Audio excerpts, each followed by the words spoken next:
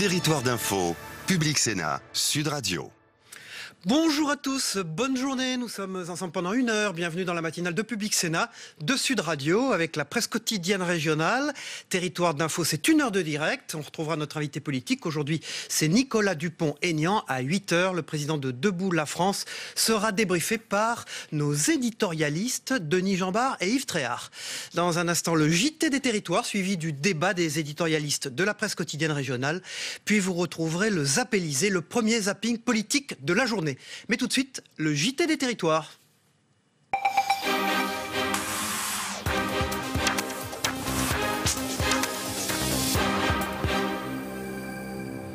On démarre ce journal avec l'inquiétude des fonctionnaires. Mobilisation nationale hier. Plusieurs syndicats entendaient dénoncer les manques d'effectifs et les niveaux de salaire. Mais un nouveau facteur d'inquiétude est apparu. Il s'appelle François Fillon. Il n'est pas encore élu président de la République, bien sûr, mais les coupes sèches qu'il propose dans les effectifs inquiètent notamment à Nice. Un reportage de Caroline Fayolle pour Azur TV. L'élection de François Fillon à la primaire de la droite a renforcé l'inquiétude des fonctionnaires.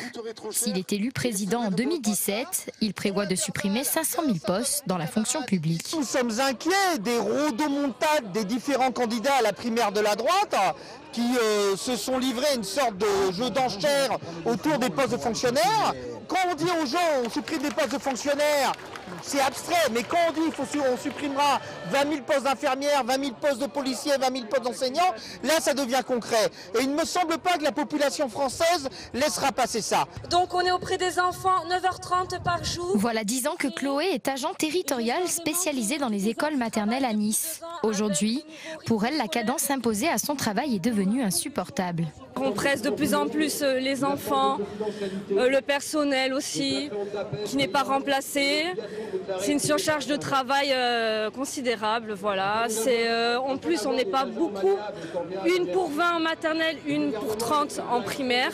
S'il y a un manque de personnel considérable, il ne faut pas s'étonner. Je veux dire, au bout d'un moment, on n'est pas des robots, on est épuisé, on n'est pas entendu. Notre statut n'est pas du tout reconnu. Du côté du personnel hospitalier, ce n'est pas mieux. Selon la CGT, 1000 emplois seraient menacés pour le CHU de Nice. Sur la région, 900 lits pourraient être fermés. Un manque de moyens et d'effectifs qui épuise le personnel. On fait entre 35 et 60 heures par semaine. Vous faites 5 jours en 12 heures dans une semaine parce que vous êtes revenu remplacer vos collègues parce qu'ils étaient malades. Vous êtes à 60 heures, voilà, et vous ne les récupérez pas. Donc les 35 heures à l'hôpital, on ne les connaît pas, non. La revalorisation salariale et la précarité font aussi partie des revendications. Aujourd'hui, selon la CGT, 30% des agents publics n'auraient pas encore accès au statut de fonctionnaire. Toujours sur ce sujet, mobilisation comparable à Perpignan où les fonctionnaires dénoncent là aussi une stigmatisation croissante. Ils entendent peser sur les campagnes présidentielles et législatives qui commencent. Reportage d'Olivier Roiran pour TV Sud. Les représentants locaux des syndicats de la fonction publique ont rendez-vous avec le préfet des Pyrénées-Orientales. Un haut fonctionnaire qui a écouté pendant plus d'1 heure. Ces interlocuteurs sont venus dénoncer ce qu'ils martèlent depuis longtemps, la dégradation globale des services publics. On a fait un petit état des lieux en disant d'une manière générale que ce qui se dessine aujourd'hui dans notre pays, c'est une remise en cause de ce qui est un des fondements de la cohésion sociale. Voilà. La fonction publique, les services publics plus exactement, l'objet n'est pas de défendre l'intérêt spécifique des salariés de ces services qui les font fonctionner, et c'est absolument nécessaire, mais c'est en fait défendre l'intérêt général de la population. Les services publics et la diminution du nombre de fonctionnaires, des questions qui ont été au cœur du débat de la primaire de la droite et du centre depuis plusieurs semaines. Du côté des syndicats, on estime que la stigmatisation croissante des fonctionnaires est injuste. Une mise au point s'impose. Il semblerait, d'après les discours autour de ce débat, que les fonctionnaires soient les seuls responsables du déficit de la France. C'est quand même loin d'être le cas. Et quand on voit les économies qui sont réalisées avec les suppressions d'emplois, c'en est ridicule par rapport au montant de la dette, quoi. Et les syndicats de la fonction publique promettent de maintenir la pression. Ils savent que les questions sociales seront au cœur des campagnes présidentielles et législatives qui commencent. Sans transition, surprise de surprise, une invitée surprise dans la longue marche d'Emmanuel Macron. Sa belle-fille, Tiffaine Ozière, qui a animé le week-end dernier une réunion du comité En Marche au Touquet. C'était la première sortie publique de cette avocate boulonnaise, mère de 2 enfants. Frédéric Vaillant pour La Voix du Nord Vidéo y était. C'est pas ma personne qui doit vous intéresser, mais c'est vraiment le comité. Alors, moi j'ai créé le comité pour Saint-Josse et environ. Vous avez Stéphane qui a créé pour le Touquet. On a également nos amis pour Étaples qui sont venus en force. Jacques, et qui est venu également. L'objectif ici ce soir, c'était de se réunir tous parce qu'on veut pouvoir justement se réunir régulièrement tous pour réfléchir sur des sujets et mettre en place les actions concrètes. Et donc, je remercie tout le monde d'être venu pour ça ce soir. Retour à l'actualité, le ministère de l'Agriculture a confirmé qu'un canard sauvage porteur d'une grippe aviaire H5N8 hautement pathogène avait été détecté samedi dernier dans le Pas-de-Calais. Les canards en question sont utilisés comme appelants pour la chasse au gibier d'eau. Les chasseurs les utilisent pour attirer des animaux migrateurs de même espèce. Reportage avec un chasseur du Calaisis après la découverte de ce cas. Caroline Fichten pour WEO TV. Rémi Harlet est chasseur au gibier d'eau dans le Calaisis. Sur sa mare, ces canards lui servent à attirer les oiseaux sauvages. Suite à la détection du virus de la grippe aviaire à quelques kilomètres de chez lui, il n'est pas particulièrement inquiet, mais il faut prendre des précautions. Ces oiseaux sont sous un filet de protection. Il doit aussi changer de bottes, mais rien de méchant. Il se situe dans une zone à risque modéré. Ça ne pose pas trop de contraintes. On dira que par rapport au fait qu'on a le droit d'utiliser nos appelants, ce sont des contraintes qui sont acceptables. 2 secteurs du Pas-de-Calais sont en surveillance renforcée. Le transport de canards appelants pour la chasse au gibier d'eau est interdit, d'où une certaine frustration pour les chasseurs concernés, surtout en ce moment. La période de migration, c'est au mois de novembre. C'est là qu'on voit les oiseaux qui passent. C'est là la réelle période de chasse. Or, si on nous supprime en cette période propice à la chasse au gibier d'eau le droit d'utiliser des appelants, c'est extrêmement frustrant. Par mesure de précaution, une centaine d'appelants a été abattue à Marques, là où le cas de grippe aviaire H5N8 a été détecté. Les services vétérinaires ont également procédé à l'abattage d'une trentaine d'autres animaux à Banctin, près de Boulogne. Depuis 2009, le service pénitentiaire d'insertion et de probation des Alpes-Maritimes organise des forums emploi, formation et logement au sein de la maison d'arrêt de Grasse. La collectivité qui soutient désormais cette initiative a organisé un forum auquel ont participé 60 détenus proches de la sortie ou en aménagement de peine. Un reportage d'Azur TV. Depuis 6 mois, Christopher est en détention à la maison d'arrêt de Grasse. Originaire de Cannes-la-Boca, il prépare déjà sa sortie prévue pour l'été prochain sur le plan professionnel. On sait que le frein au travail, le premier, c'est la mobilité. L'employeur, il va te dire, écoute Christopher, tu n'as pas de scooter, je ne peux pas te laisser le travail. Le jeune homme de 22 ans souhaite devenir paysagiste et met tout en œuvre pour monter son projet de A à Z. Ça serait une belle chose à faire. Me réinsérer dans la société, comme quelqu'un de normal, avoir une situation. Avoir un travail, une formation, se lever le matin, pas faire des bêtises pour se retrouver ici. Comme Christopher, une 60aine de détenus ont participé à ce forum solidaire de l'emploi et du logement organisé au sein de la maison d'arrêt. Il permet aux détenus de préparer leur sortie ou leur projet professionnel s'ils souhaitent bénéficier d'un réaménagement de peine. 60 intervenants ont donc répondu à leurs questions pour les aider dans leur démarche. Précisément quoi dans la vente ? Précisément vendre des habits, des vêtements, tout ce qui est textile, oui. On voit un petit peu leur projet, ça leur permet de se projeter le temps qu'ils sortent, de savoir ce que nous on peut leur proposer, est-ce qu'on peut ou pas réaliser leur projet à court terme et à moyen terme d'envisager des formations une fois qu'on les aura placés. Une initiative co-organisée par le service pénitentiaire, insertion et probation et la mission locale qui suivent chaque année 300 détenus en moyenne sur les 830 que compte la maison d'arrêt de Grasse. Leur objectif, construire un projet de réinsertion et éviter la récidive. C'est aussi permettre à ce temps justement carcéral de ne pas être un temps de rupture. À un moment donné, c'est travailler avec eux le projet tout au long de leur parcours de détention et en même temps leur faire des propositions en aménagement de peine, en lien bien sûr avec les conseillers de probation ou les éducateurs de la protection judiciaire de la jeunesse, Voilà, pour des aménagements de peine, que ce soit pour de l'emploi ou de la formation. Une initiative qui permet également aux entreprises de mieux comprendre les difficultés que peuvent rencontrer les détenus pour construire leurs projets, à commencer par la construction d'un réseau, l'une des principales clés pour repartir de zéro. Acheter des produits de qualité moins chers contre un peu de son temps, c'est ce que propose Supercoop, une association beyglaise née en 2015. Elle souhaite aujourd'hui abandonner son statut associatif pour devenir le premier supermarché coopératif et participatif de Gironde et a même lancé une campagne de crowdfunding. Sandrine Mancipose pour TV7 en Gironde. Des produits vendus en libre service, c'est la nouveauté proposée par Supercoop à ses adhérents depuis une quinzaine de jours. Après plus d'un an de vente en ligne, voilà donc une nouvelle étape franchie pour Supercoop qui compte aujourd'hui plus de 700 adhérents. Un projet porté depuis ses prémices par Anne Montloubou. Alors le projet est né il y a 2 ans, de l'idée d'avoir un lieu qui permet de s'alimenter correctement à un prix accessible, sur le modèle d'une coopérative qui existe à Brooklyn depuis plus de 40 ans et qui marche extrêmement bien.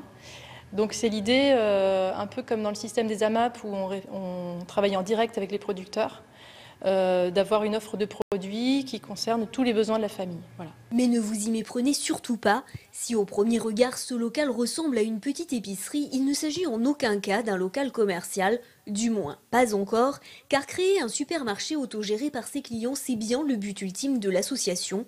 Et pour passer à la vitesse supérieure, ses membres ont décidé il y a 1 mois et demi de lancer une campagne de financement participatif. Concrètement, ces 25 000 € vont nous permettre de franchir un cap.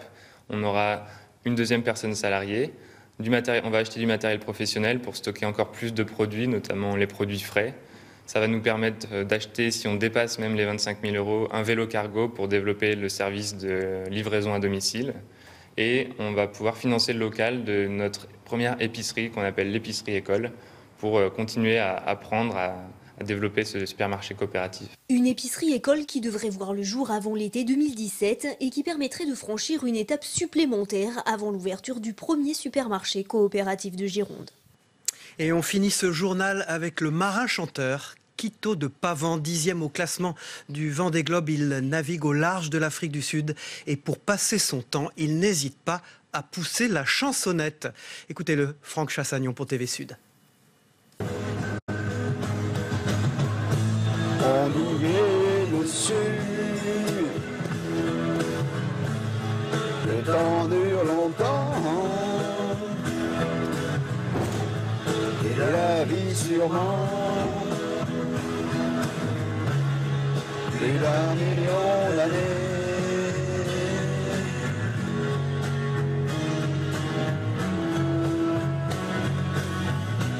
Et toujours en hiver.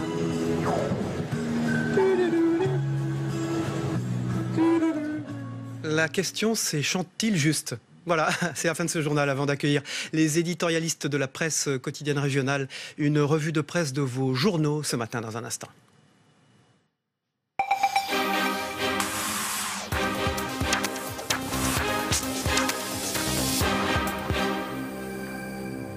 Voilà, on commence cette revue de presse avec l'Ardennais. Nos enfants nuls en sciences, c'est pas une bonne nouvelle. Une étude internationale place en queue d'un classement européen les performances des Français de CM1 en sciences et en mathématiques.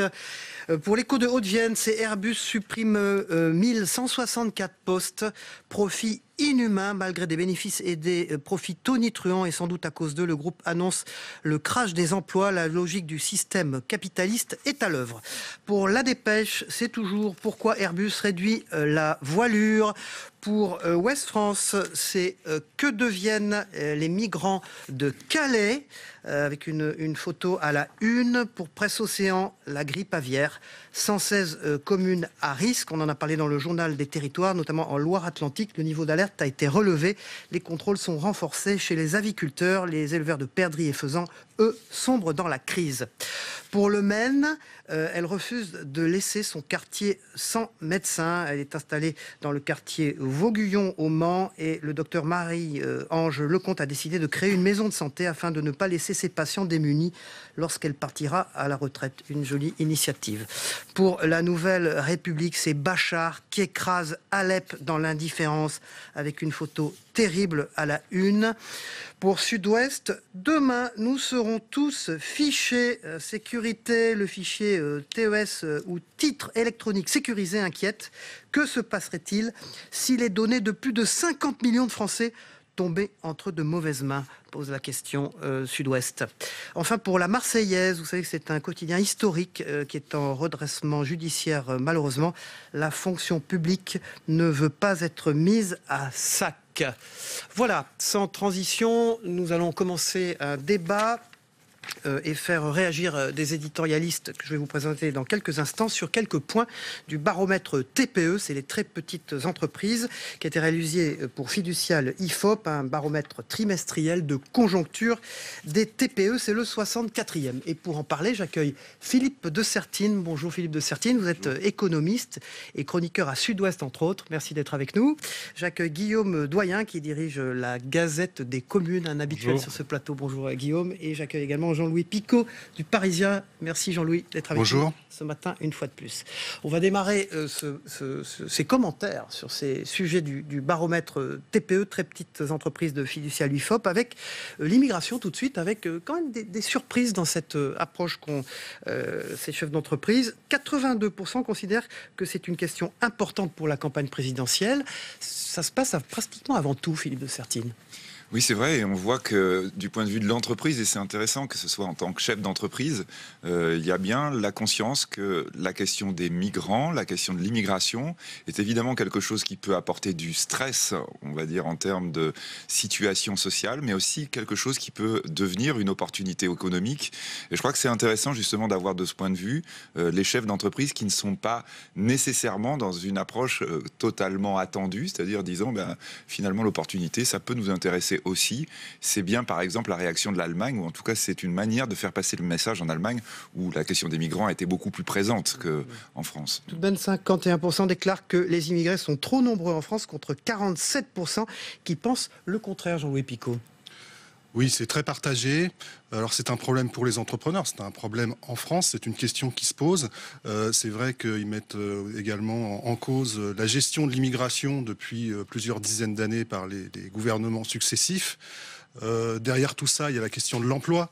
On sait très bien que si l'emploi redémarre de manière conséquente, il y a des problèmes qui se poseront peut-être pas plus, mais en tout cas beaucoup moins sensiblement. Donc je pense que derrière cette question, il y a effectivement des chefs d'entreprise qui disent qu'eux, ils ont embauché des personnes d'origine immigrée, que ça s'est bien passé, que c'est une valeur ajoutée pour leur entreprise. Donc je pense qu'à partir du moment où l'économie redémarre, il y a des choses qui vont se décanter positivement. Avec Guillaume Doyen, un échec de l'intégration, au fond, lié au pouvoir public, hein, un échec imputable aux politiques publiques, 46%.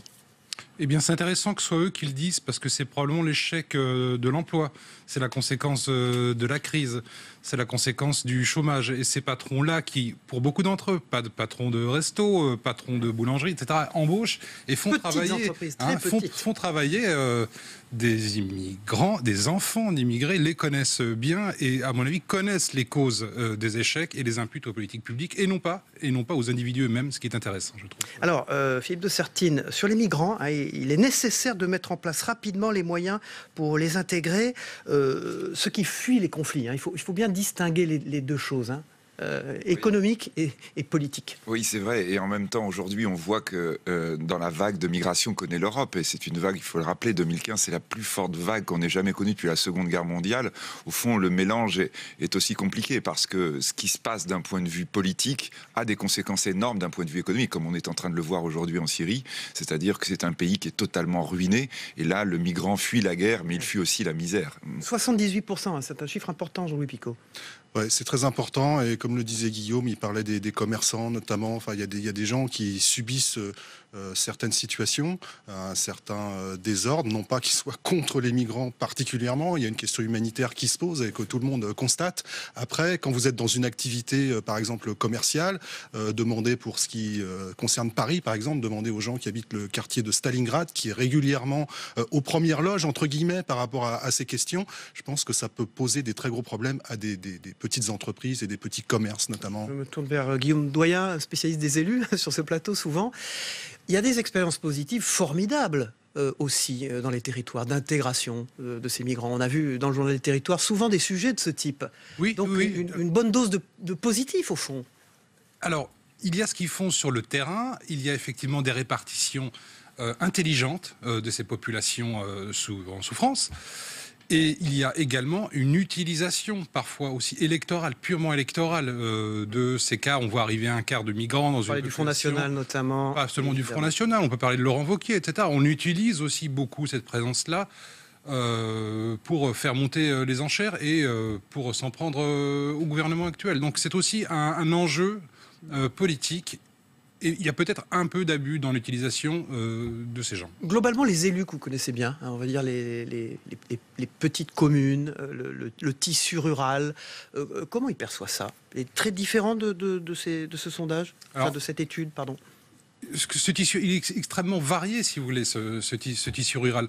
Si on va lui parler, si on l'explique, si la préfecture vient lui montrer comment... Pédagogie, s'il faut de la pédagogie, ça peut bien se passer. Si l'élu choisit d'aller parler à sa population, à ses électeurs, pour lui expliquer, tout peut bien se passer. Si effectivement on joue le grand jeu de l'invasion, alors qu'il y a 20 personnes qui arrivent pour 2000 habitants, oui, ça ne va pas marcher, et ça va faire monter les enchères de manière complètement déraisonnable.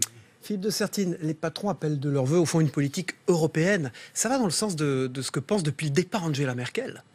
Oui, mais ça risque d'être de plus en plus une question prégnante, on va dire. On a vu que le président turc, Erdogan, il y a encore hier, disait qu'il n'excluait rien du point de vue de ses alliances. Et on sait que c'est un maillon absolument fondamental du point de vue de la politique européenne. Si la Turquie décide tout d'un coup d'ouvrir ses frontières, on sait que cela pourra avoir des conséquences extrêmement importantes sur les élections de l'année prochaine.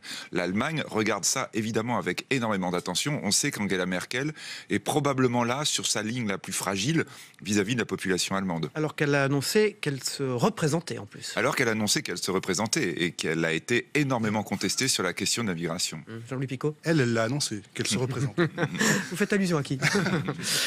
On passe au troisième sujet qu'on a retenu de ce baromètre, c'est la confiance dans le gouvernement, qui termine cette quasi-fin de septennat à 12%. On va voir le panneau dans un instant. C'est très peu, Jean-Louis Picot. Là, effectivement, l'enchaînement est bien trouvé. Valls et Hollande sont en phase, c'est-à-dire qu'entre monsieur 4% et là, le taux... 12% de satisfait, 12% dans le gouvernement. C'est pas très étonnant. Je crois qu'il y a plusieurs choses. Là, on parlait des TPE. Effectivement, il y a eu tout ce que le tourisme a subi ces derniers mois. Donc, il y a beaucoup de petits entrepreneurs, petits commerçants qui sont touchés. J'ai vu un sondage récent comme quoi les mesures qui ont été prises par le gouvernement en termes d'emploi et qui commencent à porter leurs fruits ne sont pas forcément entendus pour l'instant et bien interprétés par les entrepreneurs. C'est-à-dire que c'est pas non plus une satisfaction, un raz-de-marée par rapport à ces mesures. Et puis, il y a l'inquiétude de l'avenir. Et je pense qu'en cela, la campagne présidentielle va être très intéressante parce que justement, moi j'ai trouvé qu'au moment de la primaire de la droite, on parlait beaucoup entreprises. J'ai vu aussi que beaucoup de gens qui étaient allés voter pendant ces 2 dimanches, leur préoccupation la plus importante, c'était l'économie, l'emploi, parfois même avant la sécurité. Donc les entreprises vont être au premier plan. Je crois que ça va être très intéressant de les mettre en avant et d'aborder les vrais problèmes de manière ouverte, parce que là, on parle d'identité, on parle d'économie, etc. Mais tout ça est lié, bien sûr. Au fond, des bons thèmes pour la campagne. Des thèmes quotidiens. Et encore une fois, si on en parle franchement, ouvertement, sans tabou. Alors, vous retrouverez bien sûr tous les résultats de ce baromètre sur les sites internet de fiducial.fr et de l'ifop.com. Philippe de Sertine, votre chronique dans Sud-Ouest ce matin. Le grand dérèglement. Alors, la primaire, le Brexit, l'élection de Donald Trump, personne n'a vu venir ces éléments. Aujourd'hui, je vais vous poser la question. Manuel Valls, dans les sondages, devant François Hollande, ça fait partie de ce grand dérèglement, selon vous ? Alors ça, je ne sais pas si on peut aller jusque-là. En tout cas, ce qui est intéressant, c'est de voir que tous les grands outils statistiques, alors sur l'aspect politique, mais je le dis dans l'éditorial, c'est également du point de vue économique. C'est-à-dire, aujourd'hui, on voit qu'on a énormément de mal à faire de la prévision, et parfois de la prévision à un terme très rapproché. Et bien sûr... Mais on fait des erreurs énormes. Écoutez, là, vous citez la primaire, le Brexit, l'élection de Donald Trump.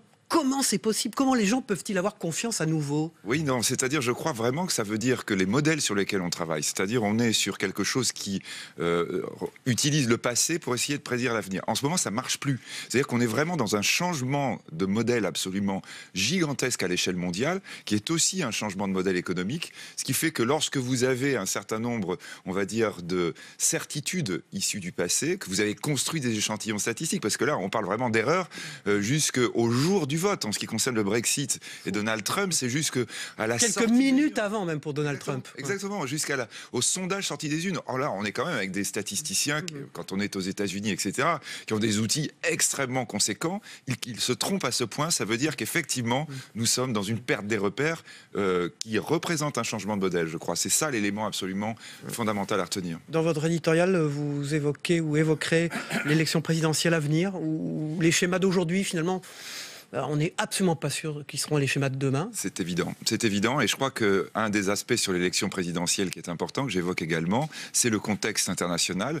Le contexte international ne cesse de nous surprendre. Je reprenais uniquement des événements qui se sont produits dans le mois passé, autour du limogeage du ministre de l'économie russe, autour on va dire, du leader, du président chinois qui devient le cœur du Parti communiste, comme l'était Deng Xiaoping ou Mao Zedong. On ne sait pas ce qui va se passer en Chine. Ce sont des incertitudes qui, l'année prochaine, pèseront très lourd sur la campagne. Voilà, le grand dérèglement, votre éditorial dans Sud-Ouest, votre chronique dans Sud-Ouest. Jean-Louis Picot, Le Parisien, 300 exposants, artisans d'art qui exposent leur savoir-faire au carrousel du Louvre pendant 3 jours. Formidable cette initiative. Oui, ce sont en plus des représentants d'Île-de-France. Ils viennent tous de notre région parisienne. Donc on a souhaité les mettre en avant sur 4 pages. Ils seront au carrousel du Louvre pendant les 4 jours, à partir de demain jusqu'à dimanche. Il brille, c'est ce que vous dites. Il brille, c'est un savoir-faire. Il y a des bijoux, il y a des vêtements, il y a de la décoration, de l'ameublement. C'est tout un savoir-faire qui est mis en avant. Mais ce sont aussi des entrepreneurs qui doivent se fondre dans un monde moderne pour pratiquer leur métier, communiquer, mettre en avant leur savoir-faire. Et donc là, c'est pendant 4 jours à l'initiative de la Chambre de métier qui seront sur le devant de la scène. C'est formidable. Et à l'approche de Noël, on peut en plus trouver des idées de cadeaux à tous les prix. Voilà, dans Le Parisien. Guillaume Doyen, la Gazette des communes, les emplois data, nouvelle opportunité de carrière, et puis aussi protéger les données personnelles. Oui. Ça fait peur. Hein. Oui, mais on va commencer par la bonne nouvelle. Quand même, la data, ça permet de construire un service public plus précis, plus efficace. Hein. Les villes vont être obligées de libérer leurs données. On peut dire ça. Oui, il y a aussi ça, vous savez, savoir éclairer à quel moment... Il y a du positif dans l'ère technologique. Exactement. Il y a plein de choses positives, et évidemment, on pense aussi notamment à la question de la confidentialité des données. Voilà. Ça, c'est plus complexe quand même. Vous avez vu le film Snowden ou pas ? Non, toute la rédaction devrait aller voir. Mais je mesure le danger qu'il y a à libérer des données n'importe comment. Comment on peut les protéger, ces données? Expliquez-nous concrètement, qu'est-ce qu'on peut faire? Parce qu'on est tous inquiets quand même. Quand on a vu ce film, on l'est encore plus d'ailleurs. Il faut d'abord les anonymiser et surtout ne pas faire les choses n'importe comment. L'État doit s'investir dans la libération des données qu'il demande aux collectivités territoriales. Parce que c'est à partir de 3500 habitants qu'elles vont devoir mettre en ligne leurs données. Donc il va falloir les aider à construire des modèles et des modèles sécurisés. Je pense qu'on va se précipiter sur la Gazette. Voilà, ce mois-ci. Philippe de Sertine, sur les données, là, sur la confidentialité. Je crois que là, c'est... Alors ce sont des problèmes. Vous connaissez bien temps, ces sujets. Oui, les technologies autour de ces questions sont en évolution, mais ultra rapides, incroyable. Et là, bien sûr, vous avez la question de la technologie qu'on appelle blockchain, qui est issue d'ailleurs d'une monnaie virtuelle qui s'appelait Bitcoin, aujourd'hui qui va s'appliquer et qui est en train de s'appliquer à une quantité d'applications, y compris financières, avec, on va dire, cette sorte de sécurité qui se met en place, qui est absolument passionnante, parce qu'elle évolue au fil du temps, une sécurité liée à l'association de tous les ordinateurs, de toutes les capacités algorithmiques du monde, qui sont en train, à chaque fois, d'élaborer des énigmes pour que les données ne soient accessibles qu'à celui qui a la solution des énigmes. Et dès que vous avez quelque chose qui essaie d'attaquer le système, eh bien, le système lui-même complique l'énigme et envoie, on va dire, ça, c'est ça ce qui est en train de se faire aujourd'hui. Un véritable nouveau monde. Là. Oui, et une source d'emploi. Puisque le numérique cherche énormément de gens pour travailler dans ces domaines-là. Il y a des formations ouvertes dans ce domaine. On finit sur une note positive alors. Conseiller à plein de gens d'y aller. Après, les questions de sécurité, bien sûr, sont... Très bien, merci. N'ayez pas peur des données, dit Guillaume Doyen. D'accord. Merci. On va regarder ensemble le temps qu'il fait en France aujourd'hui, mais aussi dans les territoires français d'Amérique, du Pacifique et de l'océan Indien. Ça va nous donner le moral. La météo vous est présentée par Terroléo Pro, avec le concours de l'Assemblée des départements de France.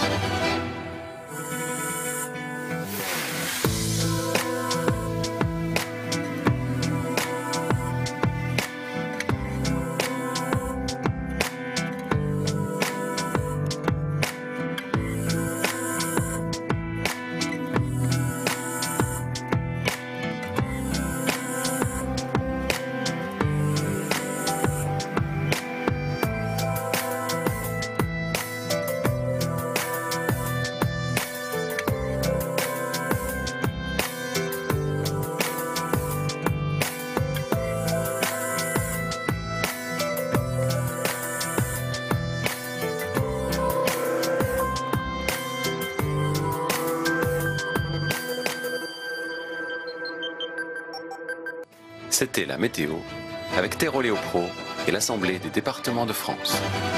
Et vous l'avez vu, on souhaite bonne fête au André avant de regarder le premier zapping politique des matinales d'infos, le Zappélisé, dans un instant.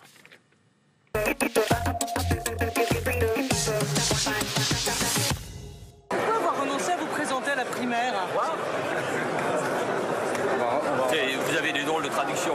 Manuel Valls met de l'huile sur le feu avec ses déclarations intempestives. C'est totalement irresponsable. En plus, ils ont la même politique. On a une gauche kamikaze, Libération titrée la gauche titanique. Je crois que c'est encore pire parce que le Titanic, il y a eu des survivants. François Hollande, campé pour la énième fois en pilote de pédalo, se voit flanqué d'un copilote dont il sera dit qu'il est certes assis à ses côtés, mais qu'il ne pédale pas dans la même direction. Personne ne peut obliger le président à être candidat. Personne ne peut empêcher le président d'être candidat. Ça veut dire qu'à l'heure où on se parle, il n'a pas pris sa décision ? Je n'en sais rien. Je lui demande, comme beaucoup de socialistes, de se décider, d'arrêter un peu de trimballer la vie politique française autour de ses hésitations. Donc c'est lui ou c'est Valls. Il est hors de question qu'il y ait la moindre crise institutionnelle. Il ne peut y avoir aucune confrontation politique au sein d'une primaire entre le président de la République et le Premier ministre. Aujourd'hui, les choses sont claires. Il y a un Premier ministre qui dit « j'attendrai que le président de la République fasse connaître sa décision ». Et si le président de la République est candidat, ce que je souhaite, alors il n'y aura pas de candidature parce que cela n'existe pas. Vous avez conduit la France dans une impasse. Votre bilan est calamiteux. Et comme l'immense majorité des Français, nous pensons que cette longue parenthèse socialiste n'a que trop duré. Il n'y a pas eu de parenthèse socialiste, il y a eu un vote souverain des Français en 2012 qui ont élu un président de la République. Et c'est ça, respecter la démocratie. Je ne pouvais pas, en tant que premier secrétaire, souscrire à une crise institutionnelle. Elle s'éloigne. J'en suis très heureux. Il n'y a pas de crise institutionnelle, monsieur Jacob. Parce que je suis là pour critiquer le projet de François Fillon, parce que je suis là aussi avec tous ceux aujourd'hui dans la majorité pour défendre un projet pour la France. François Fillon, le rassembleur, a effectivement choisi de ménager toutes les sensibilités. Au sommet du parti, plus de président, mais une direction collégiale avec notamment Bernard Accoyer, l'un de ses plus proches soutiens nommé secrétaire général. On repart dardard. Voilà. La tentation de Bordeaux s'est imposée comme une évidence, hein. Vous l'avez vite. J'ai pas le choix. J'ai pas le choix. Laurent Wauquiez est certes écarté de son poste, mais pas exclu du dispositif. Il devient premier vice-président. Très important. Garder un œil sur la politique nationale, notamment sur la page est tournée pour moi. On vous voit partout, monsieur Retailleau. C'est quoi vos grandes valeurs et vos grands principes, monsieur Retailleau? La discrétion. Les proches de Nicolas Sarkozy n'ont pas été oubliés, comme François Baroin. Il fera partie du comité politique avec entre autres Gérard Larcher et Bruno Retailleau. Comment vous décririez monsieur Retailleau au grand public? Il est en train de le découvrir. Monsieur Retailleau, c'est un Vendéen.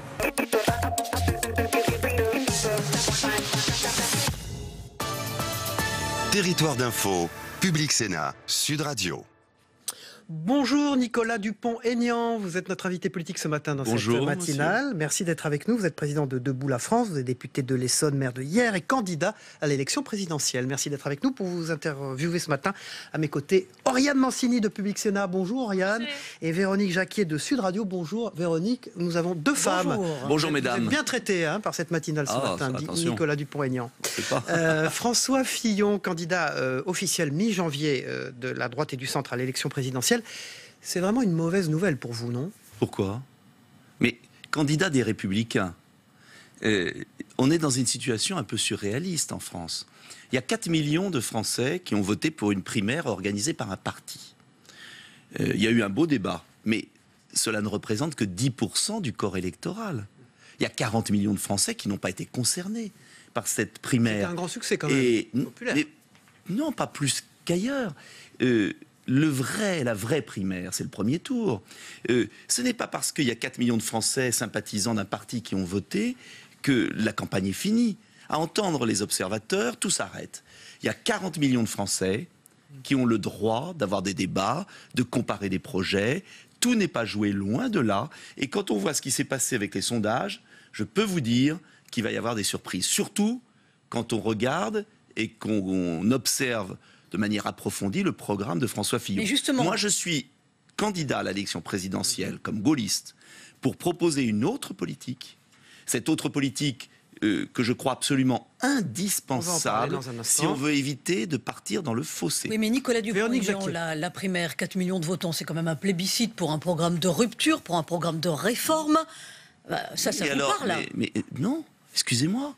Il y a 4 millions de sympathisants d'un parti, 10% du corps électoral, qui ont choisi le meilleur pour eux des représentants de leur projet. Mais les Français n'ont pas le droit d'avoir d'autres projets. On est condamné à osciller entre des socialistes qui ont échoué lamentablement et des revenants qui ont gouverné ensemble pendant 10 ans. Car François Fillon, pardonnez-moi, est un revenant. Il a été le Premier ministre de Nicolas Sarkozy, il est député depuis 81, il est solidaire de tous les choix qui ont été faits. Attendez, soyons clairs.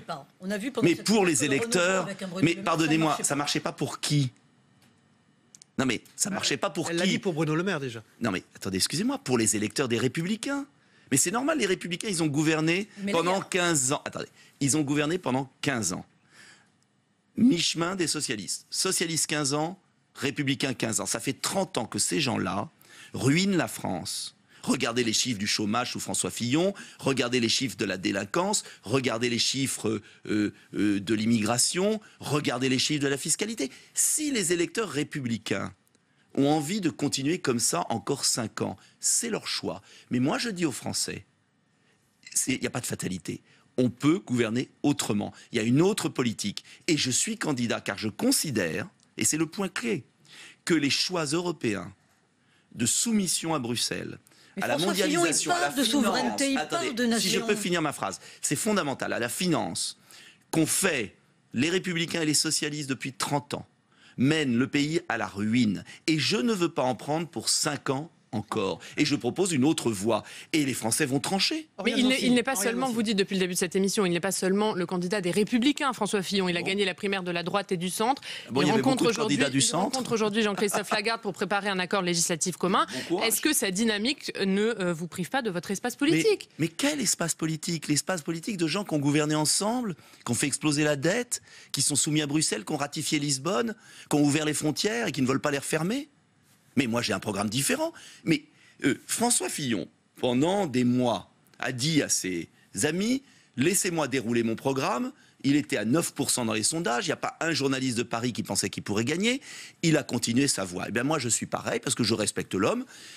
Je continue ma voie. Je propose une renégociation des traités européens pour protéger les Français et éviter une cure d'austérité qui tuera le pays. Vous pensez c'est un choix majeur. Le pays sans faire souffrir les Français. Exactement. Je veux redresser mon pays sans faire souffrir les Français, car je crois que dans la compétition mondiale, mettre son peuple la tête sous l'eau n'est pas le moyen de gagner des positions. C'est une erreur stratégique majeure. Et j'ajoute qu'au moment où les États-Unis et l'Angleterre relancent leur économie, au moment où ils abandonnent cette politique folle qui a échoué en Grèce, qui a échoué en Espagne, ceux qui sont les responsables, parce que c'est quand même extraordinaire, Cyril, les responsables des problèmes d'aujourd'hui veulent punir le peuple de leur échec.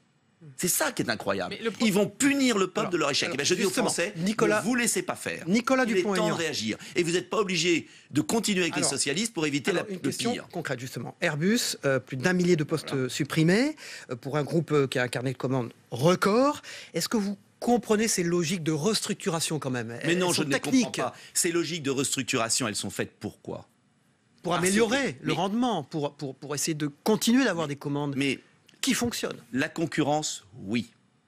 La concurrence déloyale, non. Non, mais une de mes, si je peux finir ma phrase, une de mes différences, par exemple, avec les Républicains ou les socialistes, parce que c'est la même chose. Mais vous faites sur quoi ce dans ces cas-là? Attendez, si je peux finir.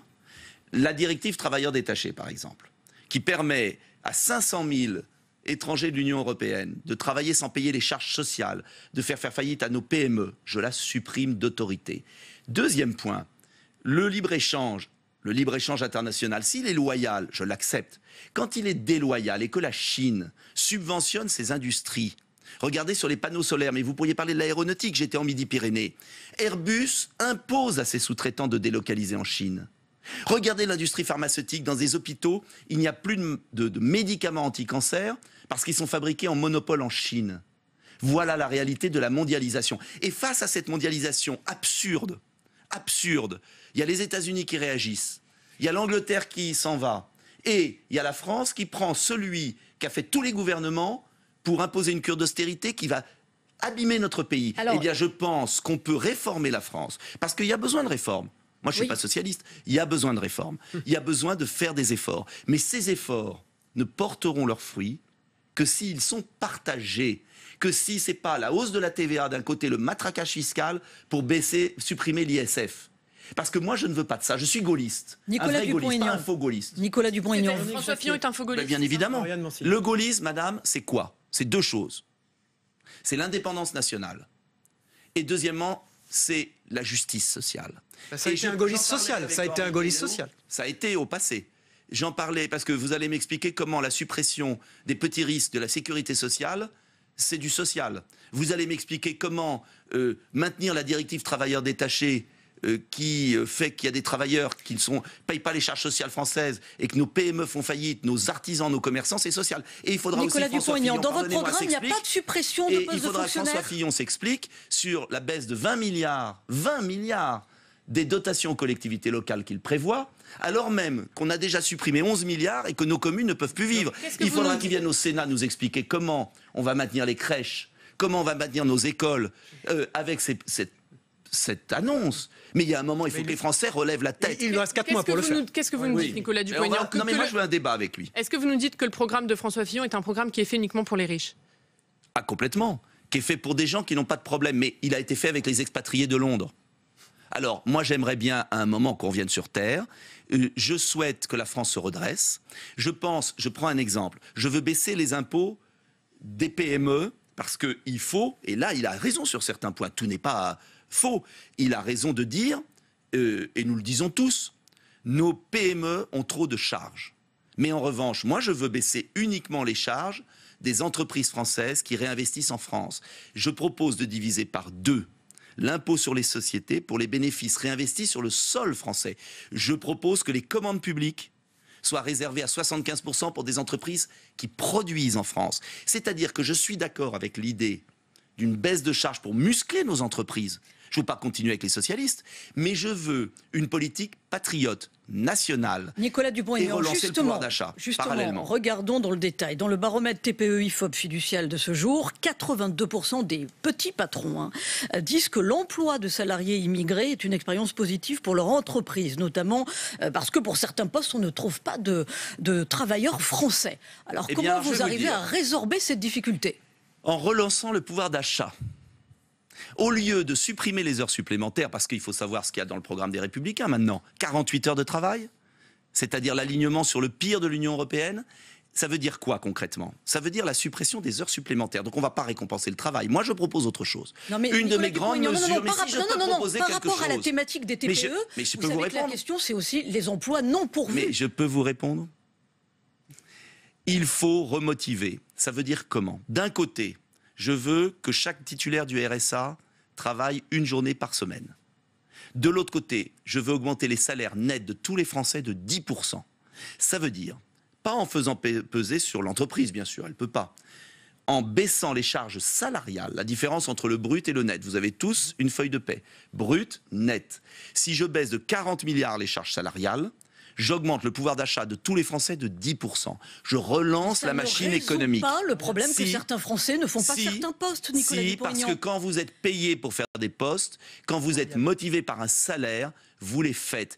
Et je voudrais qu'on arrête de jeter l'opprobre sur les 6 millions de chômeurs qu'il y a dans notre pays. C'est pas vrai qu'il y a parfois certains qui abusent. Mais dans l'ensemble, il y a 6 millions de chômeurs. C'est tellement facile de dire c'est la faute des chômeurs. Et j'aimerais qu'on arrête d'importer une immigration clandestine qui déstabilise notre société. La responsabilité, là aussi, des pouvoirs publics, c'est de renforcer le salaire, de lutter contre l'assistanat. Et vous verrez qu'à ce moment-là, naturellement, il y aura un transfert vers le travail. Si vous êtes président, Le Figaro publie les chiffres de l'absentéisme dans les collectivités territoriales. 9% d'absents toute l'année pour maladie ordinaire. Vous êtes président, qu'est-ce que vous faites? Eh bien, chez moi, je l'ai fait, dans ma ville. Avec les syndicats, nous avons voté une réduction du 13e mois pour les absents. Et l'argent va directement à ceux qui n'ont pas un jour d'absence. Après plusieurs années de cette politique, J'ai la moitié de fonctionnaires de ma ville qui n'ont pas pris une journée d'absence. Ça veut dire quoi? Ça veut dire que le problème, c'est pas de réduire de 500 000 fonctionnaires. On a besoin des policiers, des infirmières, d'ailleurs on ne nous dit pas où. Le problème, c'est de faire fonctionner la fonction publique différemment. Les fonctionnaires veulent travailler. Ils sont dans un système souvent qui les bloque. Je veux qu'on récompense ceux qui travaillent. Et je peux vous assurer que ce n'est pas en cassant l'État, c'est au contraire en le réformant intelligemment qu'on y arrivera. Et c'est votre expérience de maire qui parle. Oui, là.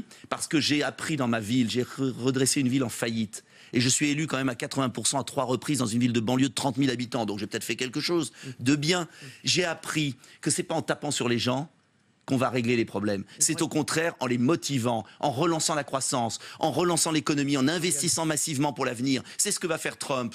Et nous, on va sombrer comme la Grèce. Nicolas Dupont-Aignan, 168 maires d'Île-de-France rejoignent la présidente de la région, Valérie Pécresse, qui dépose un recours devant le tribunal administratif pour réouvrir les voies sur berge.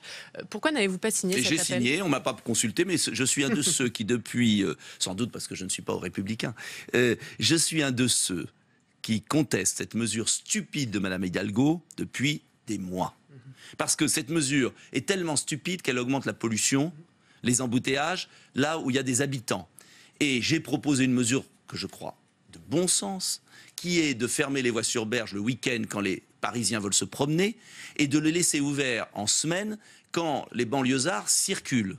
Voilà, c'est quand même pas la mort de trouver une solution de bon sens. Anne Hidalgo s'était engagée à fermer les voies sur berge. Est-ce qu'on peut reprocher à une élue de tenir ses promesses de campagne ? Mais est-ce qu'on peut dire bravo, vous foncez dans un mur et vous faites souffrir les gens ? Nicolas. Arrêtons cette politique de souffrance. Mon programme, c'est pas la souffrance, c'est la France. Nicolas et je peux vous dire que c'est autre chose. On vous a écouté là pendant un quart d'heure, beaucoup de points communs avec Henri Guénaud. Vous voulez faire un ticket avec lui pour la présidentielle ? Je serais ravi, j'ai parlé avec lui et nous partageons beaucoup de choses. Vous savez, Henri Guénaud est un gaulliste. Le gaullisme, c'est la France, c'est protéger la France pour défendre les Français. Et moi, je n'accepterai jamais qu'au nom du gaullisme, on abîme la France. Un ticket dans quel sens ? Un ticket pour la présidentielle. Dans quel sens ? Posez-lui la question. Président, Premier ministre. Écoutez, c'est pas la question. C'est la question qu'il n'y a pas de fatalité, qu'il y a une autre politique possible, qu'il n'y a aucune fatalité à continuer comme ça. Et je peux vous assurer que les Français, là, c'est votre responsabilité. Organisez les débats qu'il y a eu pour 4 millions de Français, organisez-les pour 44 millions. Qu'on puisse avoir les débats tous ensemble. Parce que François Fillon n'aurait pas été élu à la primaire de la droite ou du centre s'il n'y avait pas eu les débats. Et donc, moi, je demande à la presse de ne pas condamner les Français au petit système des Républicains, et puis après le petit système des socialistes, et puis après, c'est fini. Parce que je ne veux pas que la France parte dans l'explosion sociale au bout de 6 mois. Je ne veux plus des socialistes, mais je ne veux pas de la purge. Nicolas Dupont-Aignan, oui, dernière question. Les évêques de France demandent à François Hollande de faire échec à la rédaction d'un délit d'entrave numérique à l'IVG. Est-ce que vous les soutenez ? Vite, 20 secondes. Écoutez, est-ce qu'on peut arrêter de rouvrir des vieux débats et s'occuper de la misère sociale, du chômage de masse, du problème des entreprises, de l'immigration clandestine. Merci, et de l'école. Vous avez vu le résultat sur l'école publique ? Merci. Il y a du travail. Merci à vous d'avoir été l'invité politique de cette matinale. Vous êtes président de Debout la France et candidat à l'élection présidentielle. On l'avait bien compris. On passe au débrief de vos propos dans un instant.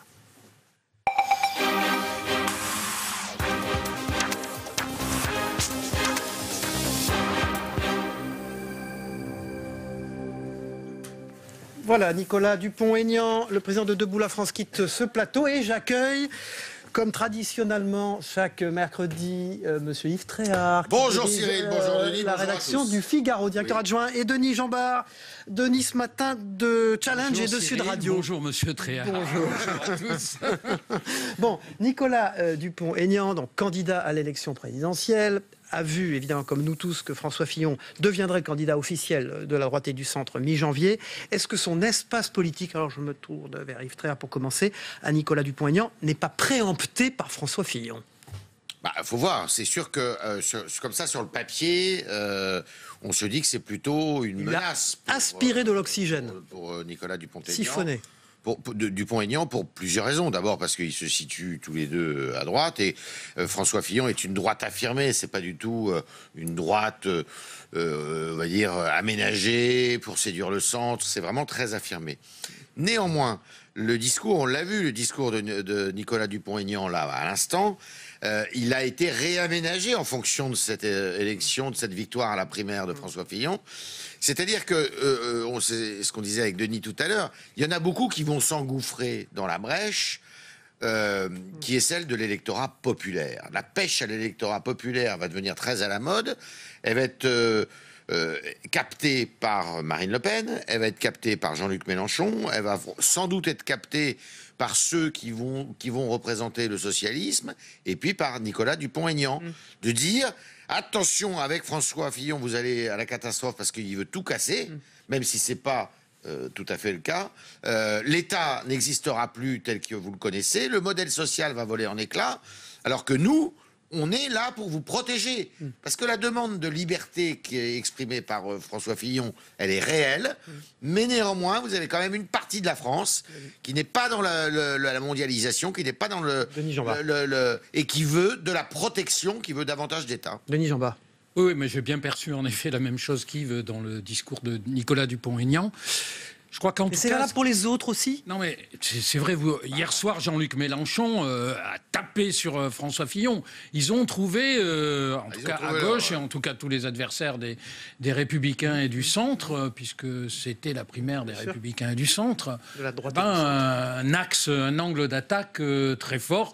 Parce que c'est une réalité. C'est un vrai danger pour François Fillon. Ce premier acte a été un acte de la droite. Mais c'est un vrai danger pour François Fillon. Il doit recentrer les choses absolument. Mais je ne dis pas qu'il faut recentrer, mais c'est vrai qu'il faut qu'il explique sa ligne politique et son programme pour montrer en effet que cette France est déclassée. Il en a parlé d'ailleurs du déclassement. Il est le seul d'ailleurs même, je crois, à avoir utilisé ce mot dans la campagne des primaires. Le déclassement. Les déclassés et les gens qui ont peur du déclassement. Parce qu'il y a aussi cette angoisse du déclassement dans ce pays. Eh bien, il faudra qu'il démontre, et ça c'est tout le travail de la campagne présidentielle qu'il a devant lui, que son programme ne va pas nuire à cette partie ou laisser de côté cette partie-là de la population. Et Nicolas Dupont-Aignan a raison de dire, alors là vraiment je pense qu'il a raison, de dire que tout commence, tout recommence. La campagne présidentielle, on vient de clore un chapitre, mais le chapitre réel de l'élection présidentielle, il commence maintenant. Alors, il y a des exemples concrets. On a parlé d'Airbus, plus d'un millier de postes supprimés. Alors, c'est un groupe qui a un carnet de commandes qui explose. Et là, il l'a pointé, Nicolas Dupont-Aignan. Il a pointé la responsabilité européenne. Il a pointé. En plus d'une culture souverainiste, il fait partie d'une culture... je dirais qui anti-financiarisation de l'économie. C'est vrai qu'on comprend pas ça. Bah oui, mais ça c'est c'est la logique, si vous voulez, de notre économie aujourd'hui. Enfin, une logique qu'on peut considérer comme tout à fait illogique et mortifère, qui consiste à récompenser les actionnaires et au détriment des salariés. Mais bon. C'est une logique, évidemment, qui va employer, parce que le sujet aujourd'hui, si vous voulez, pour beaucoup de candidats à la présidentielle, ça va être de capter cet électorat qui s'est détourné de la politique parce qu'ils en ont marre des mensonges, ils en ont marre des promesses non tenues. Il faut capter ces jeunes, et Dieu sait s'il y a beaucoup de chômage chez les jeunes qui ne votent plus depuis maintenant une dizaine ou une quinzaine d'années. On constate que les jeunes votent de moins en moins. Et de capter aussi tous ceux qui ont peur pour leur avenir, pour leur retraite, qui ne sont pas dans le mouvement de la mondialisation. Là, ça représente un monde fou. En 5 mois. Je voudrais dire un mot sur Airbus, parce que ce n'est pas simplement une logique d'actionnaire. Alors là, justement, je trouve qu'il y a une explication à donner de la part de tous les candidats. La restructuration pour performer. C'est la logique de la compétitivité mondiale. Aussi, c'est une des conséquences de la mondialisation. Et c'est l'un des paradoxes de la mondialisation que les Français, et on l'a vu aussi aux États-Unis, ont beaucoup on l'a vu avec Alstom. Oui, avec Alstom, ont beaucoup de difficultés à comprendre. C'est-à-dire que vous pouvez avoir une entreprise qui est en très bonne santé et qui est quand même obligée de restructurer pour garder ses parts de marché.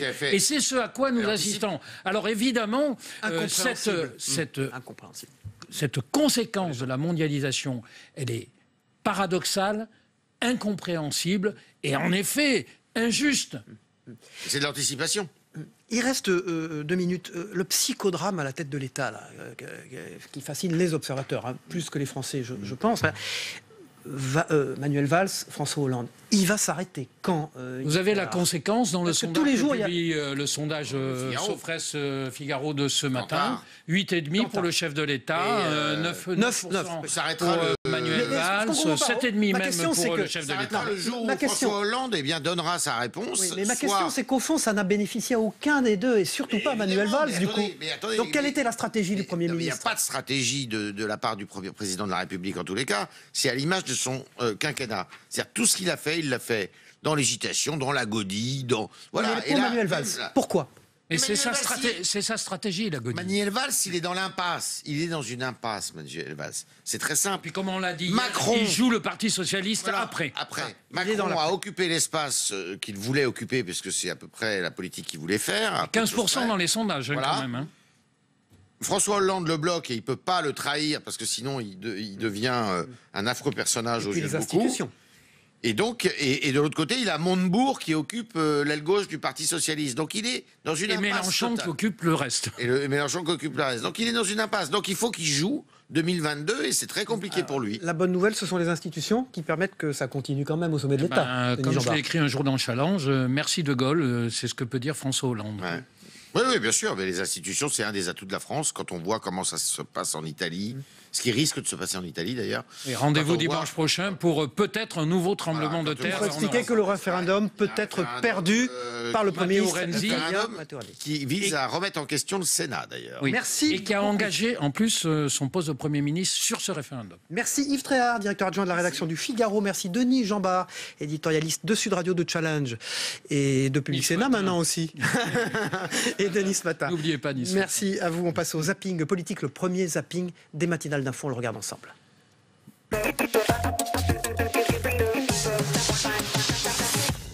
Pourquoi avoir renoncé à vous présenter à la primaire? Vous avez des drôles de traduction. Manuel Valls met de l'huile sur le feu avec ses déclarations intempestives. C'est totalement irresponsable. En plus, ils ont la même politique. On a une gauche kamikaze, Libération titrée La gauche titanique. Je crois que c'est encore pire parce que le Titanic, il y a eu des survivants. François Hollande, campé pour la énième fois en pilote de pédalo, se voit flanqué d'un copilote dont il sera dit qu'il est certes assis à ses côtés, mais qu'il ne pédale pas dans la même direction. Personne ne peut obliger le président à être candidat. Personne ne peut empêcher le président d'être candidat. Ça veut dire qu'à l'heure où on se parle, il n'a pas pris sa décision? Je n'en sais rien. Je lui demande, comme beaucoup de socialistes, de se décider, d'arrêter un peu de trimballer la vie politique française autour de ses hésitations. Donc c'est lui ou c'est Valls. Il est hors de question qu'il y ait la moindre crise institutionnelle. Il ne peut y avoir aucune confrontation politique au sein d'une primaire entre le président de la République et le Premier ministre. Aujourd'hui, les choses sont claires. Il y a un Premier ministre qui dit « J'attendrai que le président de la République fasse connaître sa décision. Et si le président de la République est candidat, ce que je souhaite, alors il n'y aura pas de candidature parce que cela n'existe pas. » Vous avez conduit la France dans une impasse. Votre bilan est calamiteux. Et comme l'immense majorité des Français, nous pensons que cette longue parenthèse socialiste n'a que trop duré. Il n'y a pas eu de parenthèse socialiste, il y a eu un vote souverain des Français en 2012 qui ont élu un président de la République. Et c'est ça, respecter la démocratie. Je ne pouvais pas, en tant que premier secrétaire, souscrire à une crise institutionnelle. Elle s'éloigne. J'en suis très heureux. Il n'y a pas de crise institutionnelle, monsieur Jacob, parce que je suis là pour critiquer le projet de François Fillon, parce que je suis là aussi avec tous ceux aujourd'hui dans la majorité pour défendre un projet pour la France.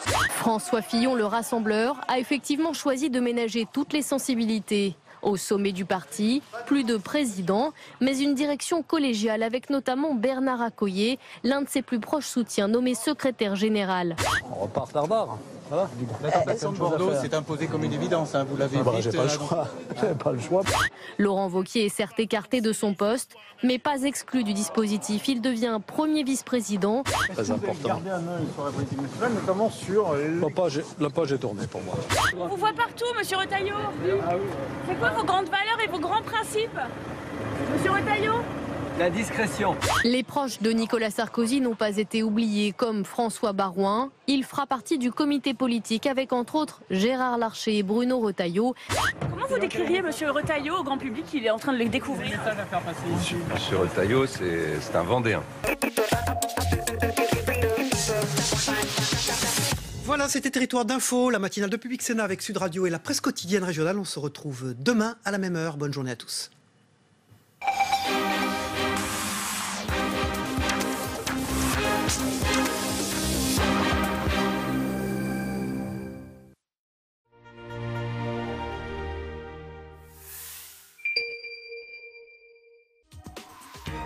Politique Matin, présenté par Brigitte Boucher, dans un instant. La séance est ouverte. Les fichiers de police doivent faire l'objet d'une loi. Amendements, débats, adoption, vote. Nous sommes tous attachés à la liberté de circulation des travailleurs européens. Il faut imaginer des solutions plus exhaustives et plus modernes. Suivez toutes les séances parlementaires de l'Assemblée nationale, aujourd'hui à 9h30.